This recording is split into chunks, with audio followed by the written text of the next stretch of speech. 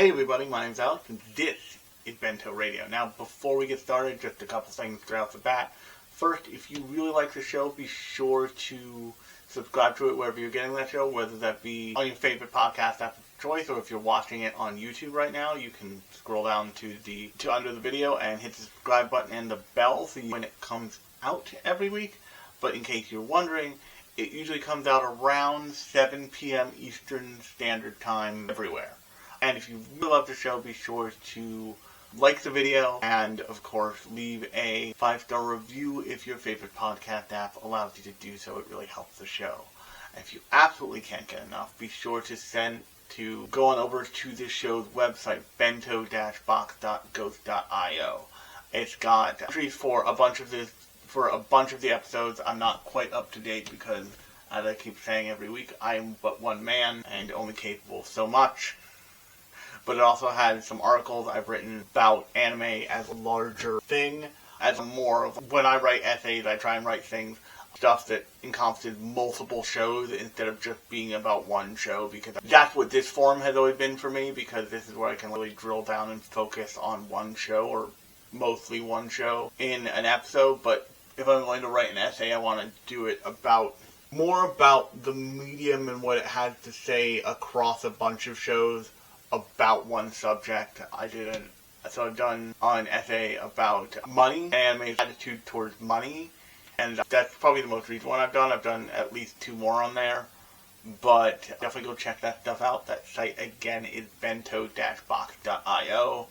And while you're over there and you want to check out something really cool, I've been working on, and eventually I will finish, I swear, an iOS app for tracking anime that I've tried to make more critically focused and give users a kind of critical toolbox to focus on not just checking a checklist, but really thinking about every episode you're watching, every show you're watching, every movie you're watching. There's even a quick notes section for taking notes on things that are about broader themes across multiple shows, where you can take notes in that section, and you can also link shows that you've seen to that note, so you can have those shows right there for, I was thinking about this show and that show when I was taking this note, or what have you. That app is called Bento Watch. You can find it in the header navigation of the site. Once again, that site is bento-box.ghost.io, and that will be everywhere you can go to click on something, meaning in the description of this YouTube video or this episode, in the description of the YouTube channel, in the description of the podcast proper, wherever you're seeing it. Basically, you have a way to find that link and go check that stuff out. Now, without further ado, let's jump into what I want to talk about this week, and that's a little show from, I believe, 1998, called Serial Experiments Lain. So take it away, with a plot synopsis. Good luck. Serial Experiments Lain follows Lain Iwakura, a quiet middle school girl who becomes obsessed with The Wired, the show's version of the internet, after a dead classmate appears to send emails from beyond the grave. As Lain goes deeper online, her identity starts to fracture. Different versions of her appear. Shy, real-world Lain, confident, wired Lain, and possibly something more godlike. The boundary between reality and the internet begins collapsing, and Lain discovers she may not be an ordinary girl at all, but a being connected to the structure of the Wired itself. With the plot synopsis out of the way, I want to be totally upfront with you. You may have noticed I went a little bit off the rails for the past 2 or so episodes, and that's because I was avoiding doing this episode. And I'm sure this happens to a lot of people, but it happens to me in ways that are pretty profound. I encounter shows that I look at the show and I say to myself, I know I should watch this, but I don't want to, and you can't make me. And part of the reason why I started podcasting about anime about anime and entertainment in general way back in 2010, but way back in 2015 or 17, I believe it was 15. When I was on my way back from the train that I took into New York City to see the movie Napping Princess, I just whip into my phone about Napping Princess, and that was my first real proper anime podcast. I had a podcast that was ostensibly became about anime and entertainment, but I had started to be something different earlier. But the reason why I started doing this was because I wanted to change my relationship with the way I interacted with media, because I found myself losing track of a lot of things that I would otherwise watch, especially in the case of anime. And I wanted to give myself a reason and a consequence for finishing or not finishing a show.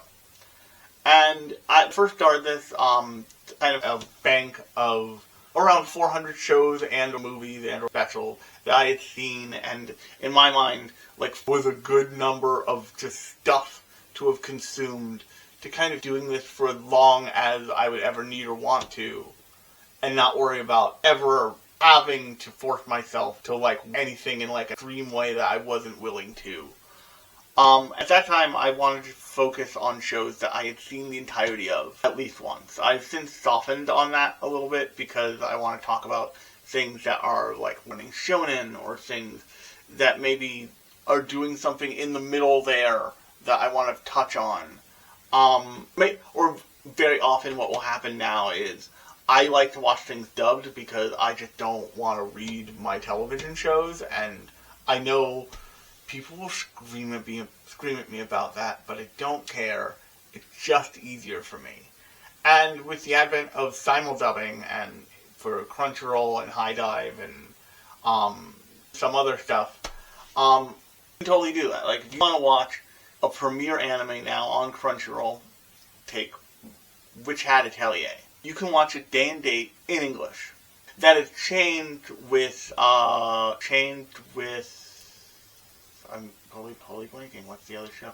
That changed with Daemons of the Shadow Realm, and it changed episodes into Daemons of the Shadow Realm. And very often when I'm talking about a show I haven't finished yet, it's because it just changed the rate at which they release the dub. And what Crunchyroll notoriously will do is it'll things to a point and look at and it seems like they look at the metrics and they're just this isn't doing well enough for us to do put the pressure on to get the dub to where it needs to be. Or sometimes there's studio mishaps or that's in the way, and they just push it off by 2 weeks. What that means very often, and I've actually expected it to happen with Atelier, happened with every other Crunchyroll show that's been simuldubbed in that way, is that the last episode is 2 weeks off, which always drives me nuts. And generally I'll either watch it dubbed or watch it subtitled, or I will talk about the show at that point, because missing a singular episode.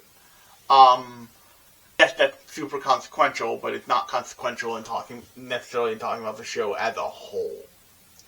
So that's often a reason I started to let go of my I have to finish the show every time.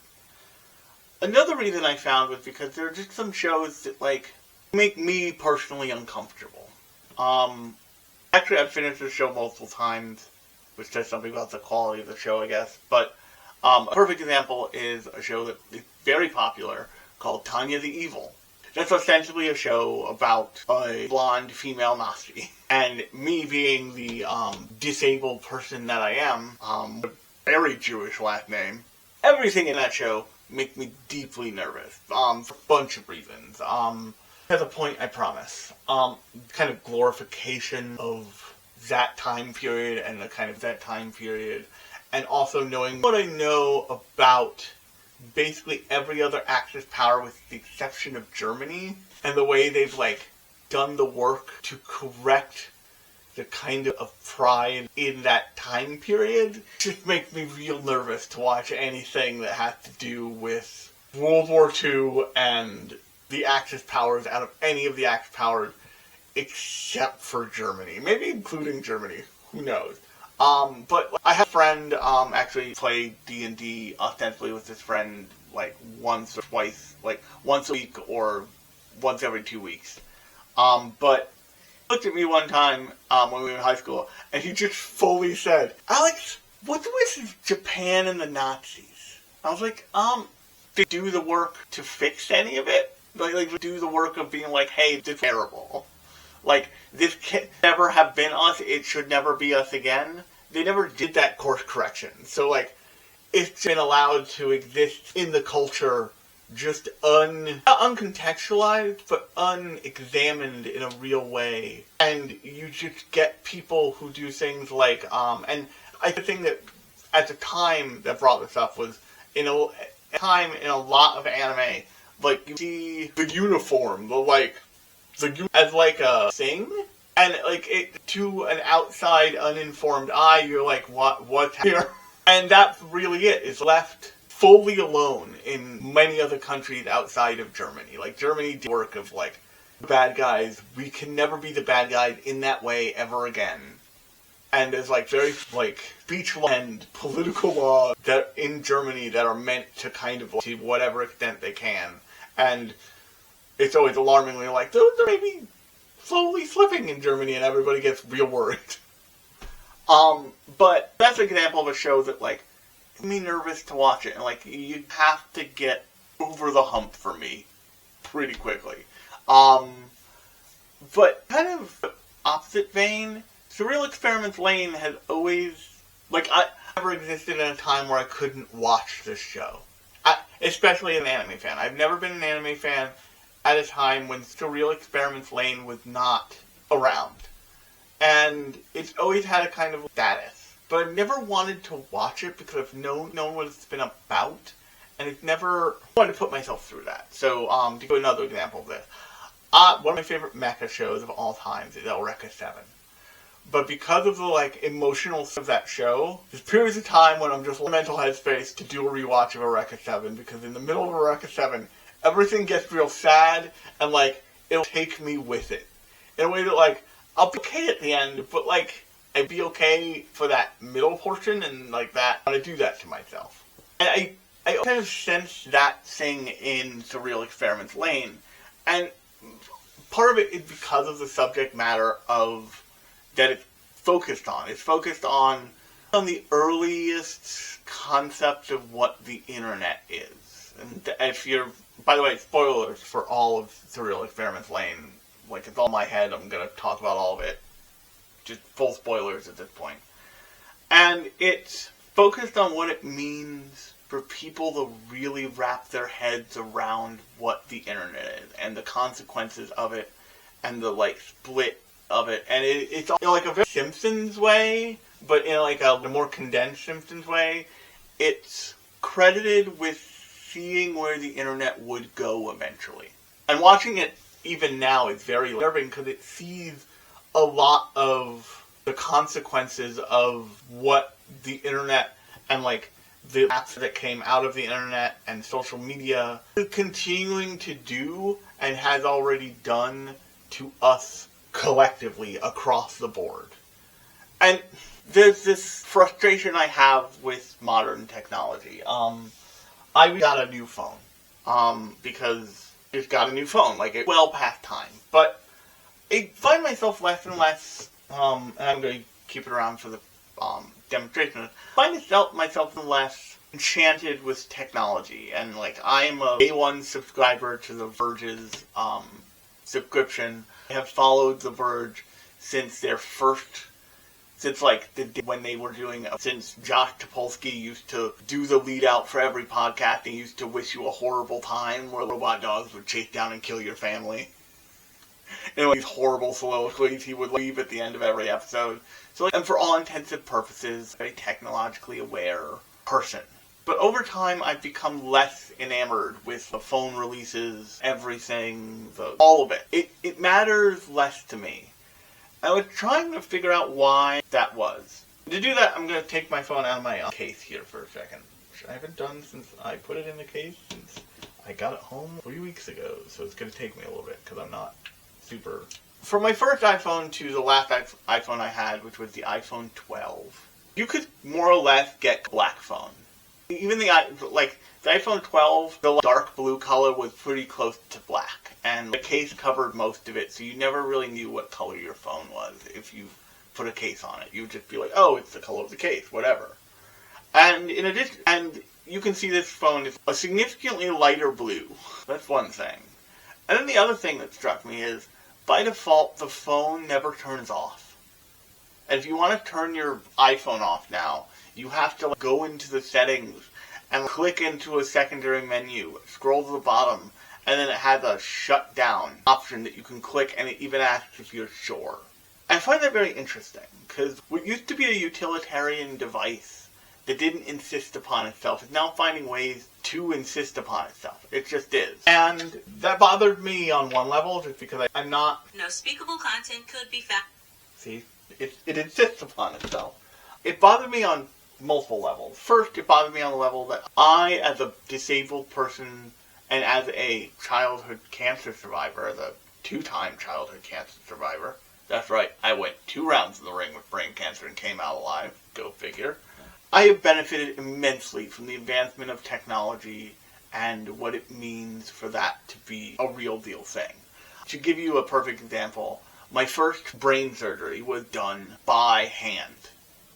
My last brain surgery was done entirely robotically. That's a huge deal. And whenever anybody argues about technology, why do we have all this technology, why is it important, I usually will give that example. This is the practical version of stuff has gotten so much better because of so much of the technology we use. But what has flipped, on a consumer level at least, is that the technology feels predatory in a way that it didn't. And I think that's the weird thing that I really understood that Serial Experiments Lain was going to be about, and what it is ultimately about, is that this layer of stuff that's going to happen, that if you have half a brain cell in your head, you can see from a million miles away. I'll use an example of a current technology. If you tell me that you're going to give the world a thing that can condense all of the knowledge available on the internet in any form and regurgitate it in the form of in the form of an answer to a question, I can get pretty quickly to, oh, kids are going to write term papers with that thing. People are going to wholesale use it to write in ways that they didn't. Or if you're going to tell me that you create a thing that can draw anything in any style, I can tell you people are going to use it. I can definitely tell you how people are going to use it. Same thing with video generation or audio generation or any of it. But what I'd also tell you, and what I'll freely tell you about AI now, is that there is a version of that that is useful as a tool. Not as a lifestyle, not as a replacement theory, but as a tool. Lots of people don't think about this, don't think about it in this way, but autocorrect is doing a lot of the stuff that AI does. It's doing it poorly, it's doing it less, with a less sharp eye and less understanding of intent, but in a lot of ways, that's important. It's important that you have tools that do that. You don't want a hammer with a laser sight on it. You might think you do, but you don't. Because it's another thing that can fail, it's another thing that strips skill away from the user. All the AI that's being shoved in everything, I am fairly certain, will eventually fall away, and what we will be left with is it as a tool for human use, not as a thing for human replacement. And people's attempts at human replacement, I think, will either ultimately backfire in a bunch of small ways, and they already are, in a bunch of small ways that will say, hey, people should really be doing this. Or people are more creative than this thing that can only be as creative as the average of all the things that it's ingested. But the thing that Lain gets really right is that it gets right that it can become an obsession with technology for technology's sake. And endless, and you see this in the main character, Lain. She has these moments of this endless upgrading, and she has these people around her that are pushing her into upgrading her system. And it doesn't seem like it's going anywhere. And by the time it's already out of control, there's very little she can do about it. But the point is advancement, not what you can do with the advancement. By the end of the show, she is essentially like this digital ghost wandering around the world and constantly seeing but never participating. And part of the show is trying to say, oh, you're becoming God.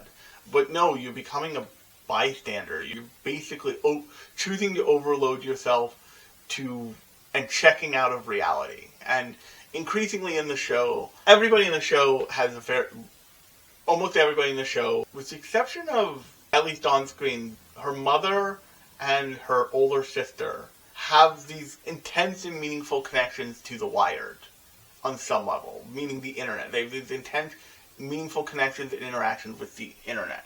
And they even introduced this in meat space, to use the phrase, space in Club Siberia, where it almost seems like the internet can reach out and touch reality. And then it's revealed throughout the course of the show that that's happening more, that it feels like that's happening more and more. The wired and reality are slowly coming closer and closer together. But what that looks like in the show is very nebulous, but what it looks like in reality is when a friend has opinions that they didn't have a week ago. In either direction, I want to be clear. I'm not claiming any specific set of opinions. But when your friend gets pipelined in either direction. And I was watching this show, and it occurred to me, I'm watching an 8th grader get pipelined. That is a lot of, especially the first couple episodes of Serial Experiment Lain is. It's watching her get pipelined into being a tech person as a middle school, early high schooler. And where she goes deeper and deeper down the rabbit hole, everyone around her picks up and goes back into reality to some level. Her father even starts to back off of his, hey, maybe you come out of your room.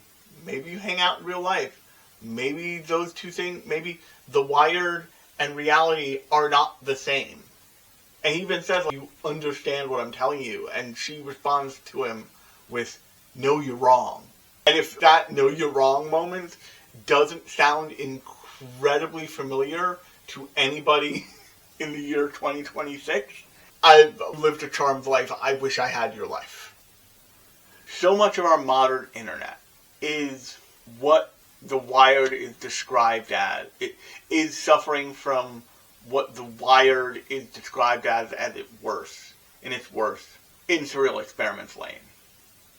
It is, and in the last couple episodes, in one episode, they start giving you all of these reports from all over the world and all of these different developments of technology, and they become increasingly more conspiratorial. And I recognize that as the conspiratorial nature of you hear and that you read people say on the internet. Well, of course, that probably best encapsulated in a line from Men in Black, from the original Men in Black, when Tommy Lee Jones, aka K, puts on Elvis in the car, and Will Smith says, really? Isn't Elvis dead? And Kay looks him straight in the eye and goes, he's not dead, he just went home. And a lot of that movie is special agents who deal with extraterrestrial and alien life all the time. Will Smith, that all weird conspiracy shit that he hears, but the normal person just that can't be fucking true. What are we talking about here? It's just true. And you're gonna have to deal with it. And part of the fun of watching not only 1, but 1 through 3 is that first movie, Will Smith's character is just he is one of the Men in Black. So conspiracy theories exist for a reason. They are real. Whatever. But that's played as a gag. But when you're on the internet and there's no whole lot of founding bodies that say hey, this is real, hey, this is wrong, or even if they do say, hey, this is real, hey, this is wrong, they may direct that energy at the wrong shit. Reels, which I believe that Reels is that short, and part of the reason why I haven't been putting out short videos, I might actually cut this into short videos for the first time in a while, because I just think they're good for the world for these very reasons. But I watched Reels mindlessly one day, and I crossed this comedian bit that I'd seen before, where the comedian was talking about cheese blindness. It was meant to be comedic. It was not a comedic anecdote, obviously. But underneath, there was a community note that said, there is no medical proof that cheese blindness exists, essentially. And the entire being was oh god, that is so not the point. No one should care.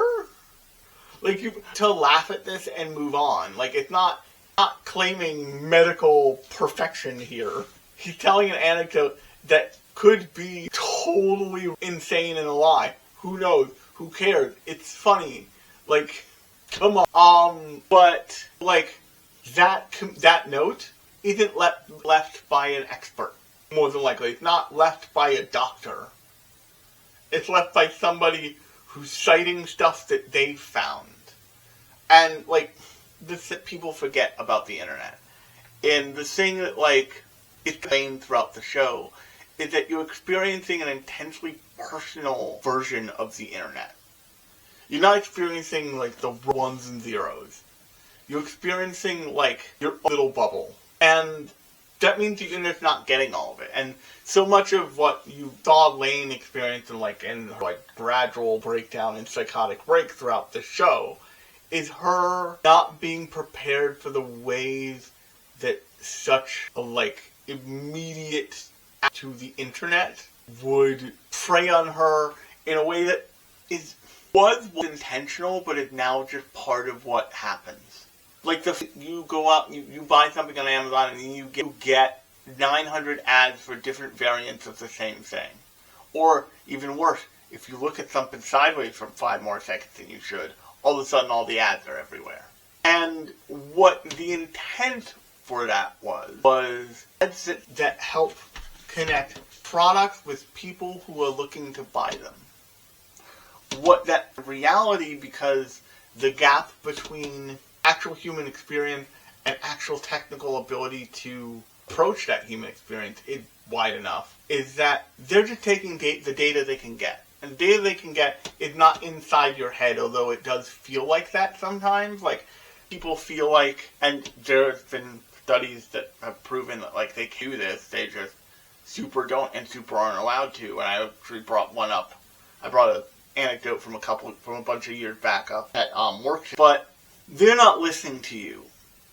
They just have a complete enough picture to tell the kinds of stuff you might want. And if you ever want, like, a weird moment, or like of how this is actually real, I can set up a secondary Instagram account and feed it only one of your hobbies.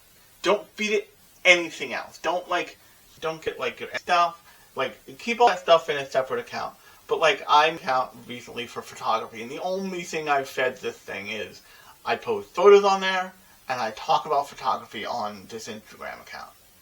And so it, like, doesn't know what to do.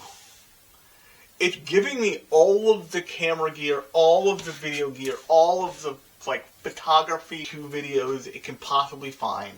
But every once in a while, it'll take a wild swing. It'll be like, I don't know, maybe this? And I find it really interesting because, like, that's a pretty simple 1 + 1 = 2 result to what's supposed to be one of the best ad networks ever. I just don't, no, that can be the pinnacle. That could be the thing you figured out where you could make the most money the easiest. And what I think is happening in Lain is experiencing something that is so targeted at her.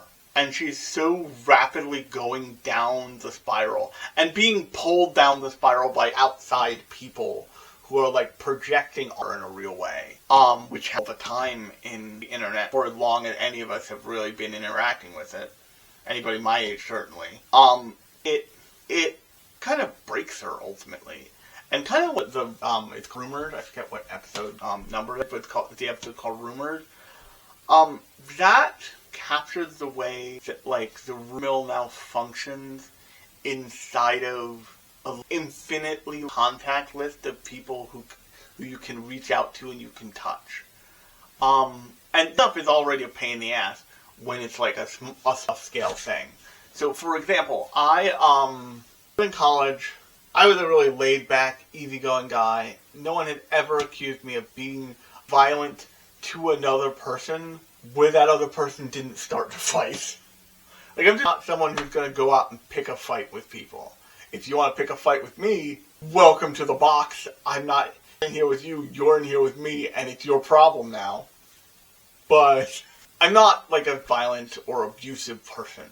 But someone tries to, for purposes of putting attention on themselves and making themselves, like, using as a way to get attention for themselves. This was kind of my relationship with this person. Said that I like to get drunk and hit them. I'm like, this. At that point, I had never been well and truly drunk. Also, we don't hang out like that. Like, I've hung out with this person independently. But the really interesting thing there is since that was being circulated around from human being, basically through text messages, from what I gathered, somebody came in and was like, hey Alex, this is insane. I know this isn't you. I know this is nothing you would ever do. But I think you should know someone's saying this. And it just, like, lays out for me. I'm like, what? And I, like, pop phone out, sent a text message, just ending a relationship forever, and just, like, went on my day. Like, the control layer of human to human communication and human judgment factored in immediately in a way that doesn't happen when it's much bigger amount of people. And the subject seems like world-ending and changing. And what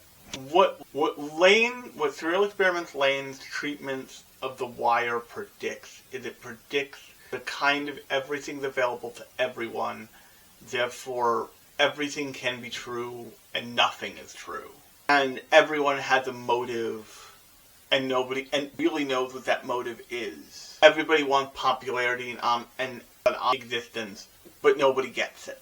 It predicts the connectivity of Twitter and the negative consequences of the connectivity of Twitter. But what really struck me about this show is that it's kind of also a mess. Like, it's wrapped up in this, like, in the cyberpunk internet questions it's asking, that it, like, forgets connective tissue sometimes. And, like, it's intent on making all that stuff as maximally unsettling as it can. Did it forget to explain like, the nights?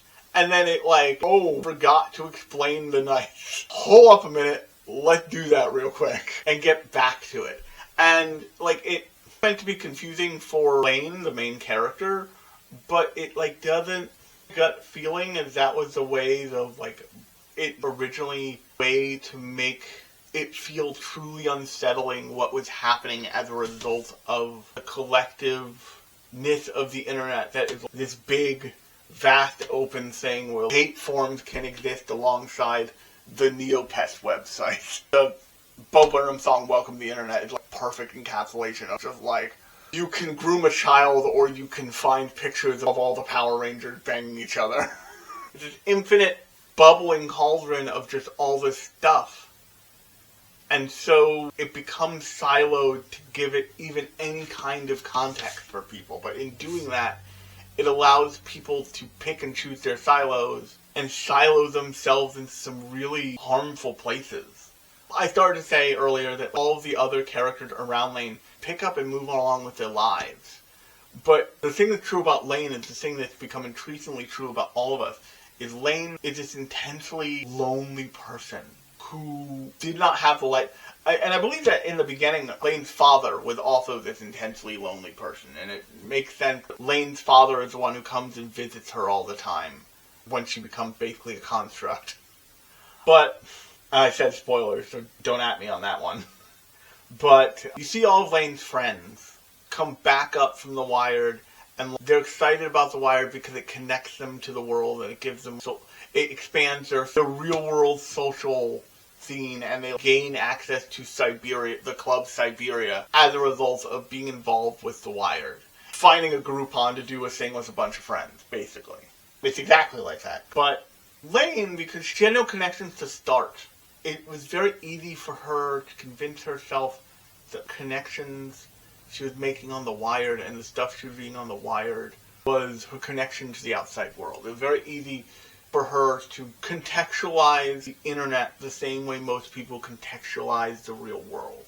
And there are versions of that are pretty healthy and pretty exceptional.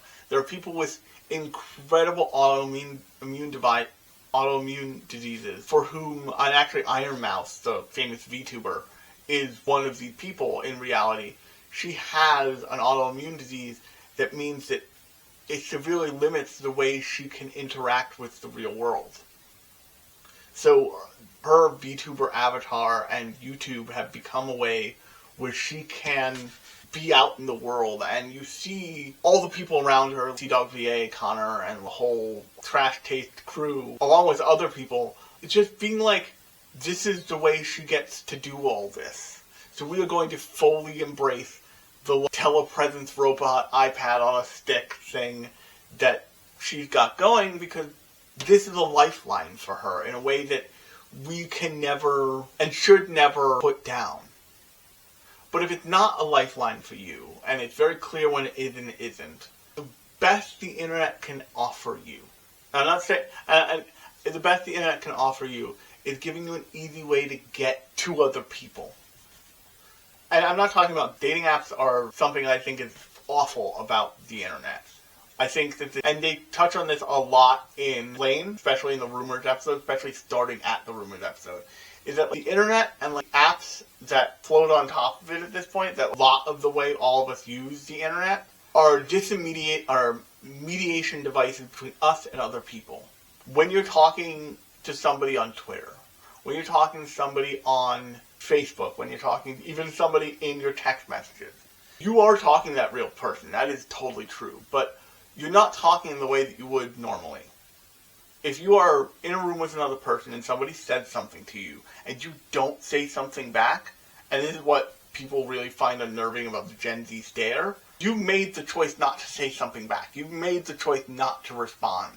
And that has a bunch of knock-on consequences that it doesn't have in a conversation mediated specifically by technology and text, but even to a lesser degree, any kind of thing. Almost except for video calls. The question that gets asked is, are you still there? Did you get disconnected? Did the call drop? There's panic that starts if you're on a video call and all of a sudden you stop responding because people think that the technology failed. But in a text message scenario, I remember when read receipts started to become a thing, everybody really revolted against them a little bit because it became a consequence for not responding. It became a social cue that said, oh, this person knows you said something. They just haven't said anything back. And you see that happen in Lain, around Lain, and Lain is losing control of that.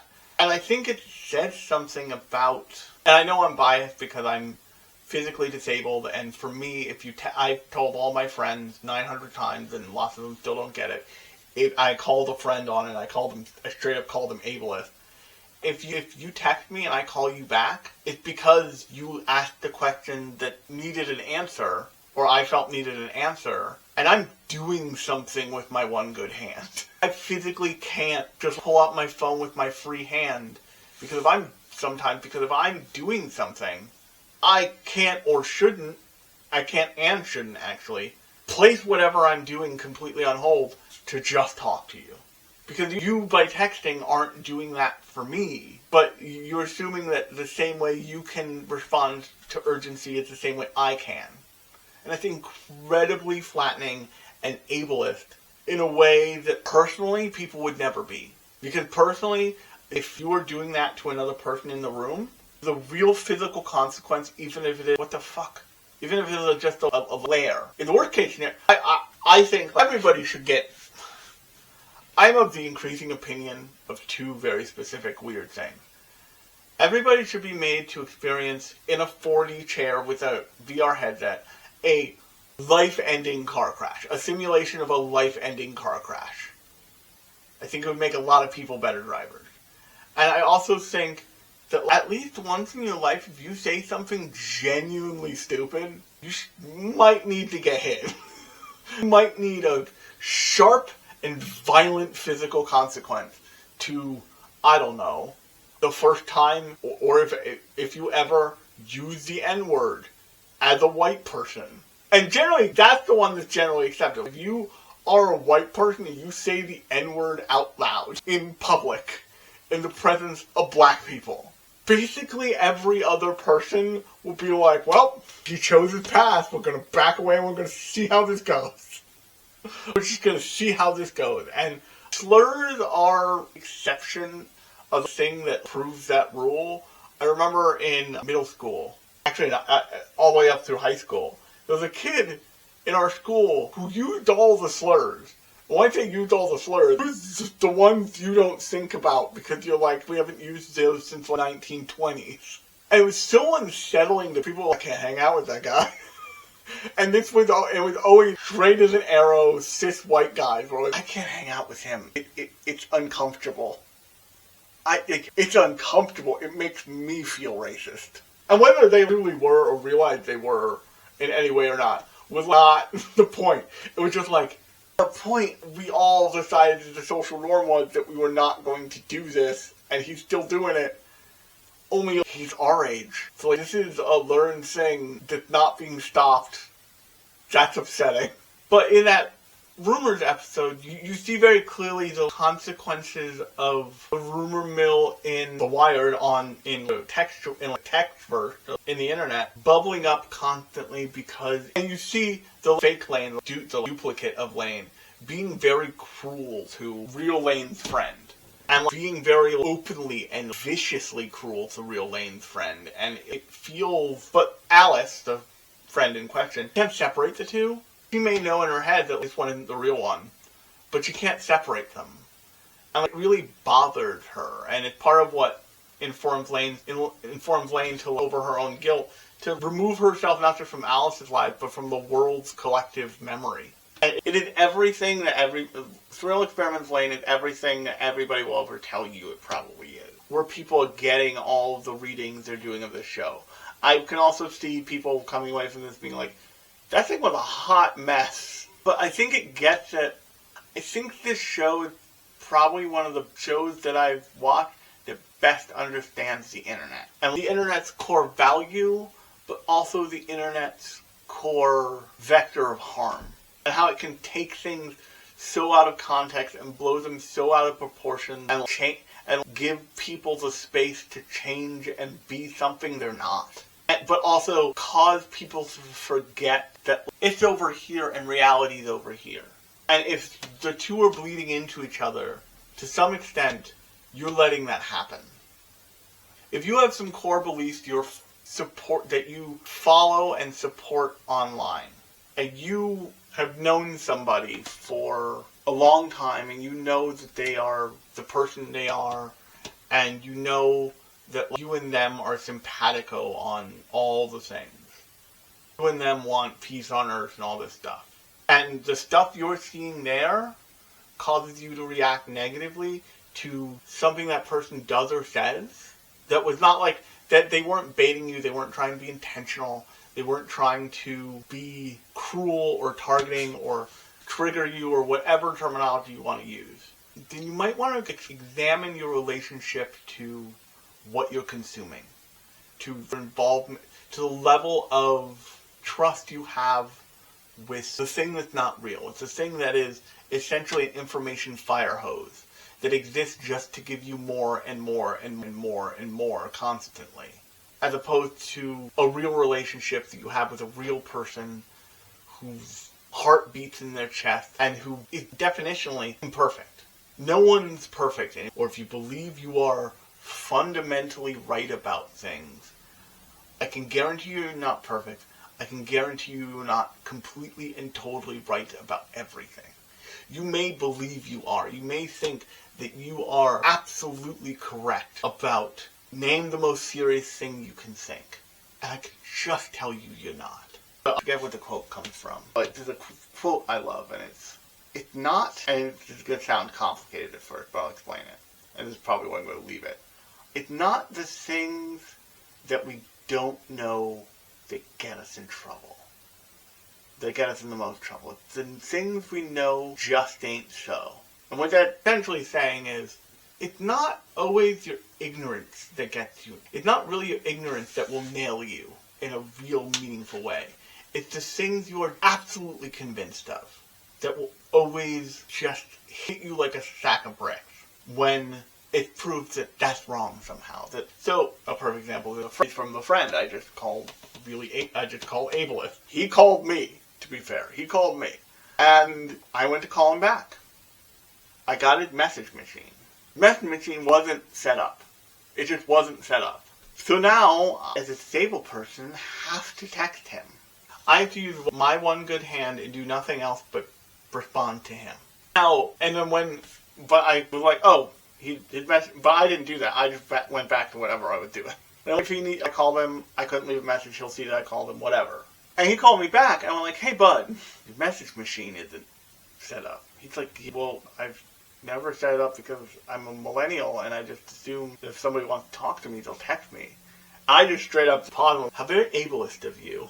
And I meant it to Sting. I was in a mood. But I meant it to Sting because our tendency to feel individual combined with our ability to construct our own worlds inside of the internet, inside of the wired, inside of whatever you want to call it, have caused us to miss the point. And ultimately, the story of Lain in this show is the story of someone missing the point of the fabulous technology of the wired.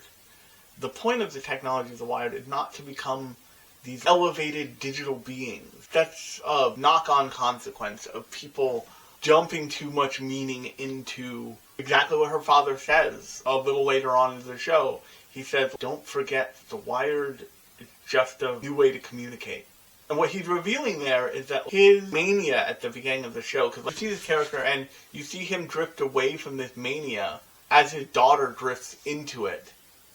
But when you see him with this freaking command center level amount of CRT screens in front of him, and he's interacting on all of them, what you realize there is his value in the wired and everyone's value in the wired, at the very least, starts and many times only extends to the ability to communicate. Text for friends message back and forth with each other. They are getting social tips and stuff like that from the wired. She's the one who is convinced that means it's the next step of humanity. She becomes convinced that she will be God, essentially. And let me tell you, it's real easy for the internet right now to look at you and be like, hey, you seem like a good candidate for being an all-knowing, all-powerful, deeply correct, and deeply perfect being, to shuffle off your physical being and become the one true God of the internet. And we even have it in things like, and there's lots of therapeutic reasons for this, and I lied when I said I was going to leave it where I said I was going to leave it, but I'm probably going to leave it here. There's lots of therapeutic uses for this, but perhaps the most substantial version of this is VR chat, and in specific, sleeping in VR chat, and sleeping in VR in general, because you can sleep in VR in other places. So what you're doing when you sleep in VR, and I've known lots of people who've done this, is you essentially say, I want to go to sleep and wake up in this digital shell instead of in the real world. I want to go to sleep with these people from all over the world. I want to have that experience. And very often, there's a documentary on HBO that I think talks about this explicitly, but very often, sleeping in VR is we're all going to get together in this one VR chat world, and it's going to be this experience and this social thing where we'll wake up and we'll be out next to all of our friends from all over the world. We'll wake up and we'll start our days together. And there's something really beautiful about that. But there's also something really escapist and unsettling about that. Because it's also saying that somehow with all of this power and all of this technology and all of this stuff, all this artifice, we've not brought the world to a place where we can take ourselves there physically. And I know there's lots of grooming and danger and all that stuff in there. But, you can find friends everywhere. And I made many years ago at this point, I made a choice with my phone. And I said, if the app's not about talking to a real person, or if the app doesn't have the possibility of me talking to a real person in a free and open way, I'm not interested in getting notifications from it. So I get notifications from Instagram, although I keep wondering if I should turn those off because they are incredibly destructive and they're usually initiated by Instagram wanting me to look at friggin' threads and not real things. I get notifications for text messages because that's people direct to each other, emails, that kind of stuff. And everything else I just nope. And even if it's a little too wide, I don't really involve myself with even threads. I've sworn off Twitter, and I made a choice for Instagram a long time ago, and I have a friend from my tabletop group who went even further, and his Instagram feed is exclusively puppies. That sounds magical. But my Instagram feed, I've curated within an inch of his life to be, for my photography Instagram, it's only photography stuff. But for my personal Instagram, it's a lot of art, creativity, it's a lot of things about creativity and about being creative. I wanted that from my Instagram, and I purposely make that a thing. Or I try and make sure that I like enough of my friends' posts to still see them in my Instagram. But even then, stuff slips in through the cracks of just, well, here's this ad for this toothbrush where you don't need to eat with a lot of toothbrush, a little pod you stick on your face for half an hour. And that just tells me that there's an incentive structure there still. And I'm actually almost out of battery, so this is where I'm going to leave it. But I hope any of this made sense. So, hey, I hope you enjoyed the podcast. And if you did, be sure to subscribe wherever you're listening or watching. If you're listening to it on a podcast platform and they allow you to give a 5-star review, be sure to do that. If you're watching this on YouTube and you really liked what you saw, be sure to subscribe to the YouTube channel and like the video. In addition, if you want to make sure that you don't miss a beat, be sure to hit that notification bell so you know when new episodes drop. But if you're wondering, they drop every Thursday night Eastern time. And on that note, if you really love the podcast and you really love what I'm trying to do here, be sure to give the website a look. That website is bento-box.ghost.io. There will be a link in the description of either this podcast or this video. It'll also be linked in the description of the entire podcast on the information page. It'll also be linked in the description of the YouTube channel. So there's plenty of ways for you to get to that website and check it out. If you want to follow me, my social links are also listed in the footer of that page. So once again, go over there to find that stuff. But I hope you liked the episode. I look forward to talking to you next time. But until next time, I have been Alex. This has been Bento Radio. And I'll talk at you.